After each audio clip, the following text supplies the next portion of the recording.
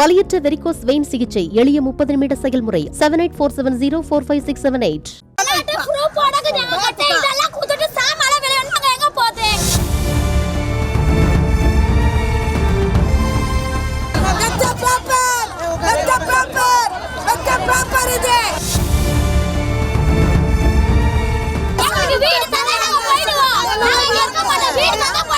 தூங்கி கொண்டிருக்கும் போது ஜேசிபியுடன் வந்த அதிகாரிகள், பூட்ஸ் காலுடன் வீட்டை தட்டிய காவல்துறையினர், அறக்க பறக்க இடிக்கப்பட்ட வீடுகள், பொருட்கள் கூட எடுக்க நேரமின்றி பரிதவிப்பு, ஒண்டியிருக்க இடமின்றி ஓலம் என கண்ணில் பார்க்கும் காட்சிகள் எல்லாம் சோகத்தை தான் ஏற்படுத்தியது.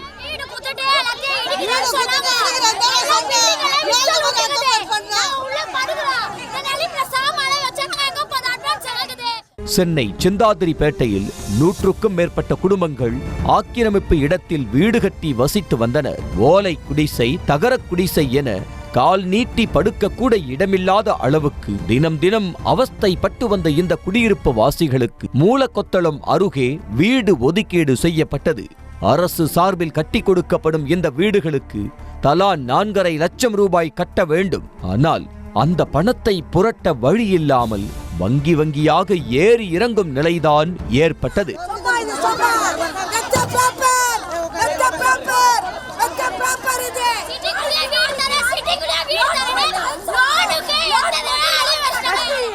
வங்கியில் லோன் வாங்கினால் வட்டியோடு சேர்த்து 5.5 லட்சம் ரூபாய் வரை கட்ட வேண்டும் என்பது ஒரு பக்கம் இருக்க, கூலி வேலைக்கு செல்வோருக்கு எப்படி லோன் கொடுப்பது என லோன் தர தயங்குவதாக வேதனை தெரிவித்த மக்கள், கூலி வேலைக்கு செல்வோரிடம் சேலரி ஸ்லிப் கேட்டால் எப்படி என ஆதங்கத்தை கொட்டி தீர்த்தனர். கம்பெனில போய் 30,000, 40,000, 50,000 சம்பளம் வாங்குறவங்கள யாரும் கிடையாது. எல்லாருக்கும் அன்ற வாழ்க்கை தான் நாங்க ஓட்டுறோமே. அன்னைக்கு சாப்பாட்டுக்கு தான் ஓடுறது எல்லாருமே. சரியா? இவங்க பேங்க்ல போனா சேலரி ஸ்லிப் கேக்குறாங்க, பேங்க் ஸ்டேட்மெண்ட் கேக்குறாங்க, சிவில் ஸ்கோர் கேக்குறாங்க. அப்படின்னா நாங்க அவ்வளவு பெரிய அப்பாட்டாக்குறோம். அப்படி அப்பாட்டாக்குறோம்டா நாங்க ஏன் இந்த குடிசை வீட கட்டி நாங்க இவ்வளவு லோன் பாடுறோம்? இப்படி பணத்தை புரட்ட அலைந்து கொண்டிருக்கும் போதே வீடுகளும் இடித்து தரைமட்டமாக்கப்பட்டுள்ளன.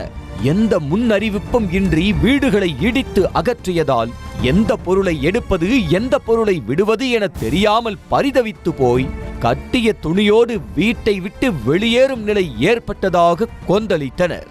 நல்லா தூங்கி நிற்கிறோம். தூக்கத்துல குழந்தை குட்டினா இடிக்கிற சத்தம் கேட்குதுன்னு ஏறிச்சு பார்த்தா இடிக்கிறாங்க. அப்போ நான் எங்கே போவோம்? வீடு வாசல் அதுக்கு எதுக்கு அல்லாட்டு கொடுத்தாங்க? எதுக்கு வீட்டுக்கு அல்லாட்டு கொடுத்தாரு? கொடுக்காத ஊட இடிச்சிட்டு காலி பண்ணுங்கன்னா நாங்கள் அந்த கால் இல்லாத புள்ளிங்க இருக்குது, கண்ணு தெரியாத இருக்குது, இது மூளை வளர்ச்சி இல்லாத புள்ளைய வச்சுருக்குது. நாங்கள் எங்கே போவோம் சொல்லுப்பா?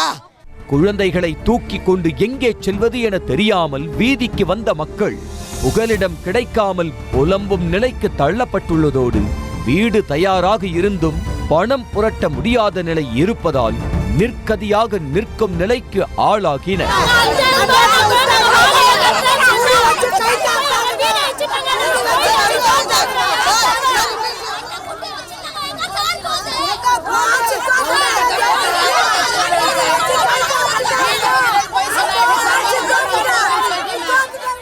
கர்ப்பிணியாக இருக்கும் தன்னை கூட ஈவு இரக்கமின்றி வெளியேற்றி வீட்டை இடித்து விட்டதாகவும், தற்போது எங்கே செல்வது என தெரியாமல் நடு ரோட்டில் நிற்பதாகவும் ஒரு பெண் அழாத குறையாக பேசினார். என்ன சொல்றாங்க? ஹவுசிங் போர்டு இச்சா கொட்டாய் வீட்டுக்கு சேதாரம் இல்லைன்னு சொல்லிட்டு ஹவுசிங் போர்டை இச்சு தள்ளும் போது கொட்டாய் வீடு எல்லாம் சாயுது.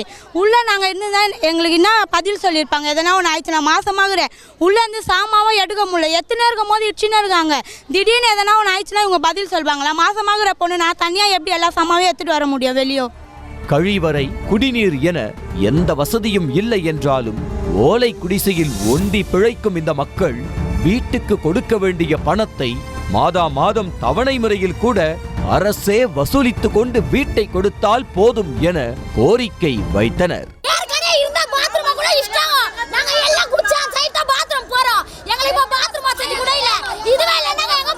நீங்க சொல்ற அமௌண்ட்டா நாங்க கட்டுறோம், 4.5 லட்சம் நாங்க கட்டுறோம்.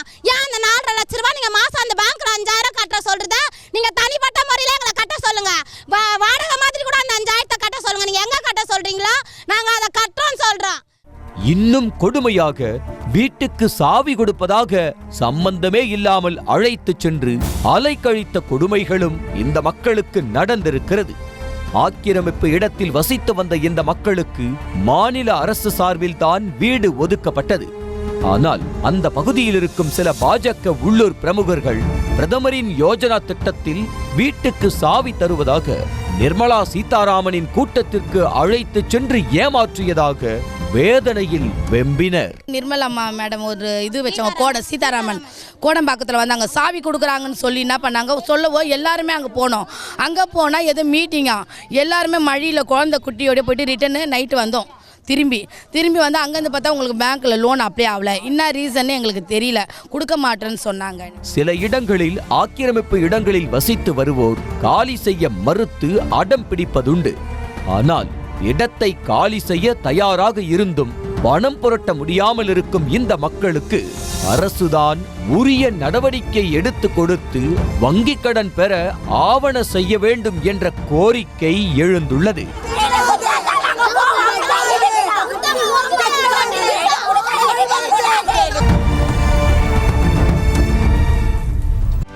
செய்திகளை உடனுக்குடனும் துல்லியமாகவும் தெரிந்து கொள்ள சப்ஸ்கிரைப் பண்ணுங்க.